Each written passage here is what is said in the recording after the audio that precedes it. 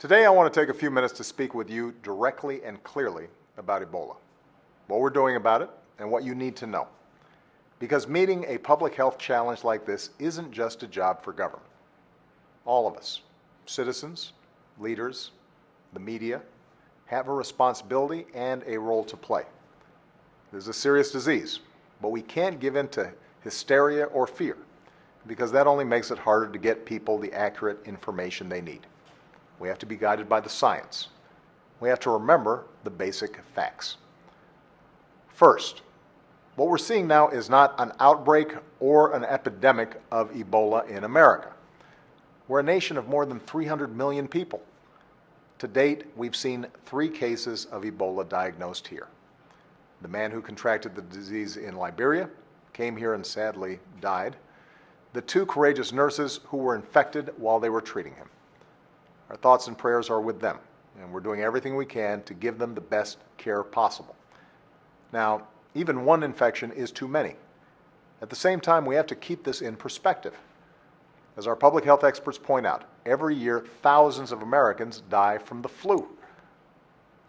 Second, Ebola is actually a difficult disease to catch. It's not transmitted through the air like the flu. You cannot get it from just riding on a plane or a bus. The only way that a person can contract the disease is by coming into direct contact with the bodily fluids of somebody who is already showing symptoms. I've met and hugged some of the doctors and nurses who've treated Ebola patients. I've met with an Ebola patient who recovered right in the Oval Office, and I'm fine. Third, we know how to fight this disease. We know the protocols, and we know that when they're followed, they work.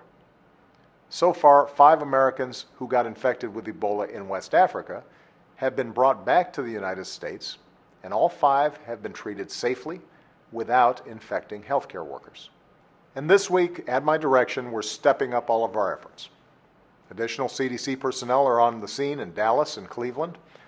We're working quickly to track and monitor anyone who may have been in close contact with someone showing symptoms. We're sharing lessons learned so other hospitals don't repeat the mistakes that happened in Dallas.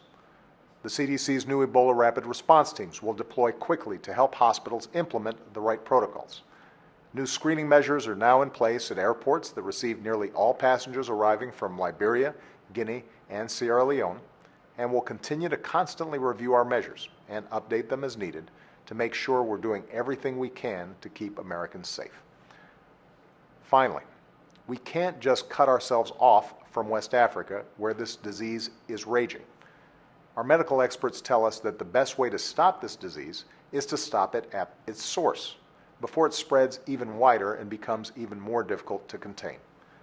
Trying to seal off an entire region of the world, if that were even possible, could actually make the situation worse. It would make it harder to move healthcare workers and supplies back and forth. Experience shows that it could also cause people in the affected region to change their travel, to evade screening, and make the disease even harder to track. So the United States will continue to help lead the global response in West Africa. Because if we want to protect Americans from Ebola here at home, we have to end it over there. And as our civilian and military personnel serve in the region, their safety and health will remain a top priority. As I've said before, fighting this disease will take time. Before this is over, we may see more isolated cases here in America. But we know how to wage this fight.